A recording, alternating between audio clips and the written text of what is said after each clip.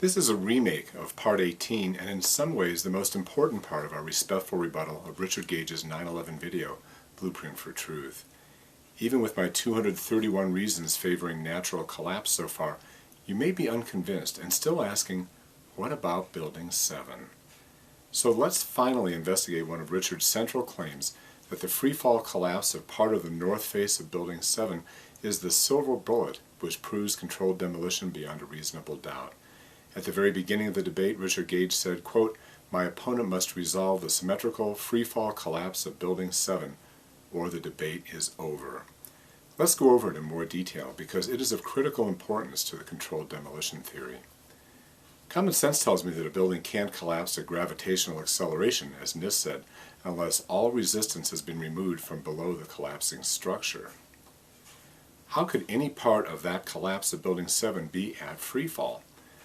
3 buildings collapsed on 9/11. Each of the twin towers was 110 stories high. They never exceeded about 2/3 of freefall acceleration. Building 7 was 47 stories high, and only one perimeter wall of 8 of those stories is known to have collapsed at freefall acceleration.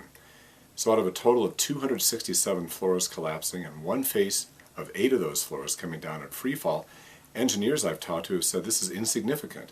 But I kept focusing on it because I really wanted to answer this question for both myself and for you. Here is NIST velocity versus time graph of the collapse of the north face roof line of Building 7 as determined by a video of the north perimeter wall. The actual measured velocities are represented by the dots on the graph, with velocities shown on the vertical axis and time on the horizontal axis. These measured velocities are not measurements of the actual collapse speeds of the 3 other walls. NIST added a straight line ascending to show the alignment of the dots with pure freefall acceleration, and a curved line to show the velocity pattern implied by the dots. Draw lines between any 2 dots and you will see that in Stage 1, the velocity slope shown by the thick green line on the left is less than NIST's red line freefall slope. So in Stage 1 of Building 7's collapse, you can see that the building is descending at less than freefall acceleration. Stage 2 is almost a perfect match for freefall collapse of the north perimeter wall. There is slight variation, around 1/10 of 1%, which is within the margin of error of NIST measurements. So you see 2 of the slopes, also emphasized with thick green lines, have a very slightly steeper slope than freefall. NIST said the collapse was at gravitational acceleration.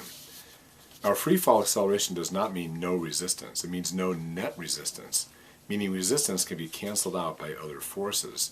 For one wall of 8 floors of Building 7, we may have had negative net resistance with very slightly faster than freefall acceleration. Freefall does not mean controlled demolition either. The Southwark Towers demolition, for example, took 7.4 seconds, not the 4.5 seconds of freefall. That's because in controlled demolition, they often don't use enough explosives to eliminate all resistance. You might just have a near freefall acceleration at the beginning of the controlled demolition, and then less than freefall acceleration as they rely more on gravity to do the rest of the work. Building 7 started at much less than freefall, then briefly equaled freefall for 8 stories on one wall, then quickly went to less than freefall by the end. This would have required less than usual amount of explosives to start the collapse, then way more explosives to bring it up to freefall in the middle, then fewer or no explosives again near the end. As a controlled demolition advocate explained to me, quote, Building 7 was overkill. By contrast, NIST's freefall model, quote, showed the exterior columns buckling and losing their capacity to support the loads from the structure above, close quote. So here's how the freefall collapse of part of Building 7 could have happened naturally. Imagine that there's a stick, and that stick is one of the columns. If you push down on the stick, there's going to be a little bit of resistance at first, but then finally, when the stick breaks, then, of course, at that point, the stick loses all of its strength, or almost all of its strength. The columns were interconnected so that the load was shared. Columns buckle, but in both cases, there is a sudden release and loss of strength. After a complex internal collapse sequence is proposed by NIST with minor variations suggested by other experts, the slow Stage 1 of the collapse of the perimeter walls begins. NIST states that, quote, the entire building above the buckled column region then moved downward in a single unit, as observed. They made precise measurements on the speed of that collapse using a single videotape looking straight at the north perimeter wall. In Stage 1, The final perimeter collapse started almost imperceptibly, like the stick barely bending, much slower than freefall. Classic controlled demolition started closer to freefall acceleration, so gravity can do its work more quickly. But in stage 1, acceleration increased gradually as net resistance gradually fell away, until in stage 2 it attained perhaps very slightly faster than freefall, on one wall for only 8 stories out of 47. Acceleration bumps around a bit for those 8 stories. In the final sections of the collapse it slowed down. If this were a controlled demolition, why would the acceleration rate have been so slow at first?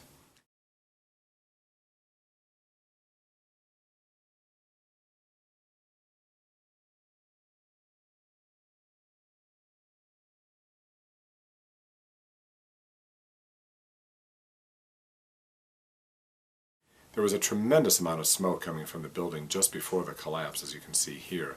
Then the east penthouse collapses, and you can see sunlight shining through the upper left windows, and more windows breaking along the left side as the penthouse collapsed to the ground inside. This was an asymmetrical interior collapse followed by an external collapse into the building's weakest points, not a symmetrical controlled demolition. For 7 or 8 seconds, the interior caved in on itself, much as described by NIST, with some variations as offered by others. Remember, the initial internal collapse sequence was mostly invisible to us, which is why there is room for competing hypotheses.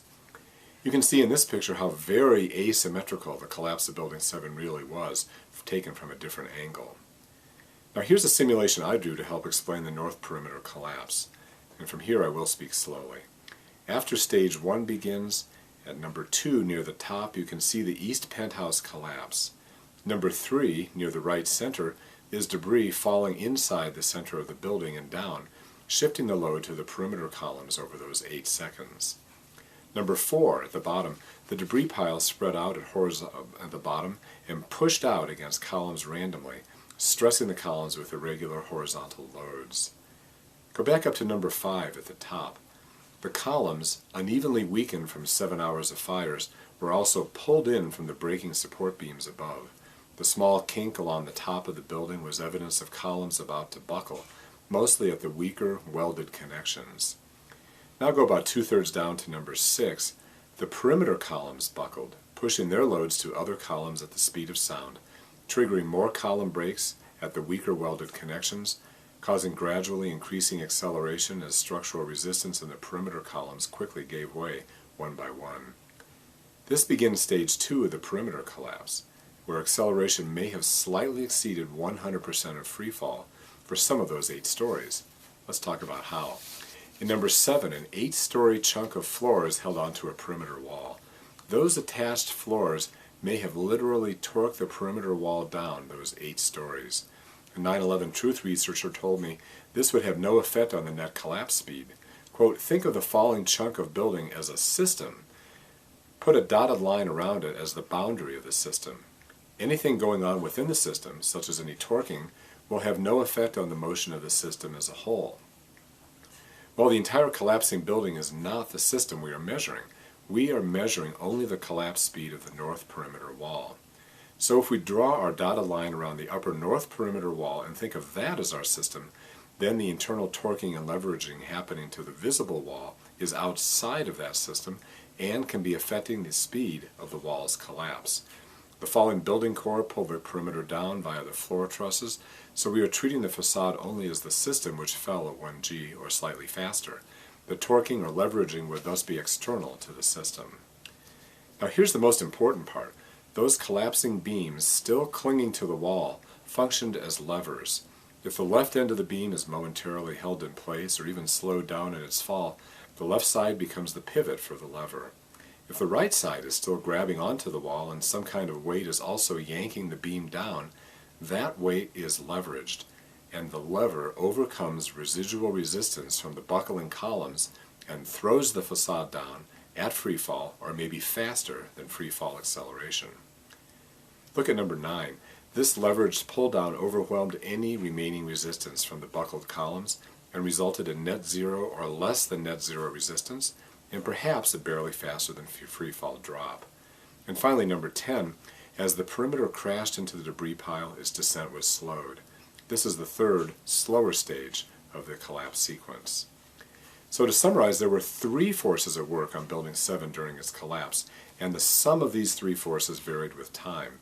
The constant downward force of gravity, the highly variable upward force of weak buckling columns, and other highly variable downward forces due to connections to other parts of the building. The connective forces between parts of the building may have briefly accelerated parts of it at greater than 1 g, more than overcoming any slight structural resistance from the already buckled columns. As one physicist told me when I presented this hypothesis, quote, "This is a highly plausible and rational conclusion to be drawn from the totality of the data." Controlled demolition cannot explain possible greater than freefall acceleration, and buildings being brought down by controlled demolition usually collapse at slower than freefall after the first few seconds anyway. And how can hot, non-explosive thermate in Building 7 explain a possible faster than freefall drop? Thermate cuts through steel like a hot knife through butter, but much too slowly for precise demolition, as you can see for yourself on YouTube. And if thermates were used on the outer columns, there would be hundreds of blinding lights through the windows with no dust to block the view. Even if the light were shielded at first, thermate would continue to burn bright for at least 30 seconds more, well past and through the entire collapse sequence, when masking the light sources would be impossible. And the perimeter wall wouldn't have maintained its integrity, as this picture proves it did. Nor would it have folded over the whole top of the building, as this photo shows. You can see that after the building collapsed into the weakened south face, the north perimeter blanketed much of the debris and was not burned apart by thermates. The purpose of my debate with Richard Gage was 1. To model respectful disagreement, and 2. To use my journalistic training to offer a narrative summary for lay people of the scientific reasons supporting the natural collapse of the World Trade Center buildings on 9/11. I've now explained all of the major anomalies Richard demanded I account for. I have also given over 200 reasons why the controlled demolition theory is contradicted by the facts. Richard Gage has failed to meet his burden of proof, which is on anyone who makes such an extraordinary claim. Instead, he digs up anomalies and demands I prove they're not caused by controlled demolition. I fought this debate the hard way by clearly answering them, and now you, the viewer, have some good information. I respectfully submit that the weight of the evidence overwhelmingly favors natural collapse. Richard, the debate is over. This, as I said, is a remake of Part 18. I am grateful to some 9/11 truth researchers who have corrected some mistakes in this video. The most obvious one was that I accidentally talked about freefall in Stage 1 of this collapse. This was a simple glitch of a tired brain. I've always known that Building 7's collapse began at less than freefall. Someone also caught a misunderstanding of mine when I said that dots above the straight line drawn by NIST show faster than freefall. I now understand it's the steepness of a line drawn between two dots that shows freefall or maybe faster. I am not grateful for the assertion that these mistakes reveal a profound ignorance of the basics of physics, and therefore, quote, nothing else I say can be taken seriously. This is just a way of telling you to ignore everything I say, all 235 reasons I laid out. If a journalist uncovers embezzlement by a small-town mayor, that mayor might retort that the reporter confused the contingency fund with the general fund. So how could anyone believe a word he said? Journalists uncover information outside their areas of expertise all the time and hope readers and experts use the information to investigate further and perhaps act. As a journalist, I exposed 235 reasons not to believe in controlled demolition. I had some inaccuracies in the use of the scientific language, and I am correcting them here. I would never consider undertaking a scientific debate. I did ace physics and chemistry in school, and even dabbled in rocket science by figuring out the formula for acceleration of acceleration when spaceships hurtle towards the Earth and the gravitational pull gradually increases. I invite you to resist the urge to ignore everything I've said because of mistakes, which some say reveal my profound ignorance. That's just not true.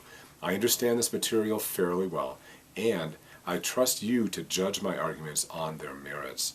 Ultimately, it is up to you to decide. And thank you for watching.